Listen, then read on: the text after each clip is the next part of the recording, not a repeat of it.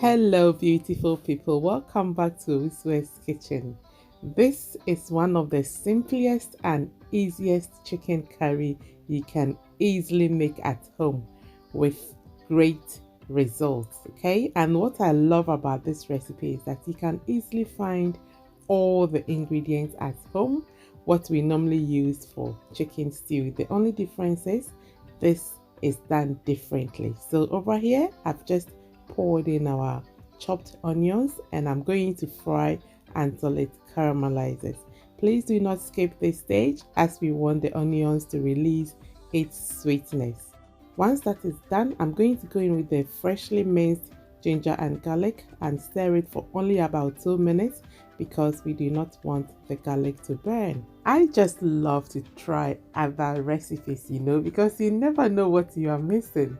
And with this one, there is a good reason why chicken curry is so popular. It tastes so good. Next, we will go in with our chopped tomatoes and Scotch bonnet. Traditionally, green chilies are used instead of Scotch bonnets, but I wanted some heat with this curry, so I opted to use Scotch bonnet, but of course you can use green chilies. Next, I'll be adding curry powder and turmeric powder. You'll find all the ingredients and measurements in the description box. Okay, so I'm going to stir and cook until the tomatoes are nice and soft. Then we will add our chicken, and because this is soft chicken, I took all the skin from the chicken because this involves lots of stirring. If you cook with the chicken skin, it's going to rip off and end up being soggy in your stew. So I took it off. Okay, so we're going to cook the chicken until it is cooked halfway, making sure that it is coated well with the sauce. And if you are new here, hello, I hope you consider to join us by subscribing, and thank you so much to all my old subscribers.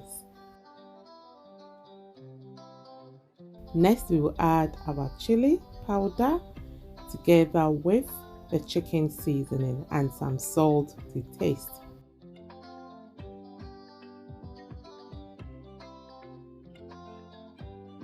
Just make sure that everything has been stirred in nicely to make sure that it is really coated well. You see, we are using basically everyday ingredients that we have in our kitchen. The only thing is we are doing this differently, but it comes out really good. I hope you do give this a go. Okay, so once it has been stirred in properly, now friends, I'm going to add in water until it comes to almost the level of the stew, and I'll stir it in, allowing the chicken to cook properly together with the rest of the ingredients and the spices.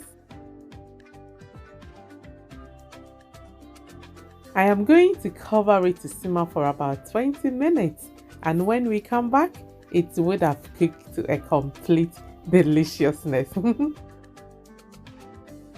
Look, isn't this beautiful? If you were to come here right now, you'll be greeted with such an amazing aroma. I hope you do give this a try. This is a Wiswest Kitchen, my dear. If you like this recipe, please don't forget to like the page and subscribe, and I hope to see you in my next video. Until then, take care. Bye bye.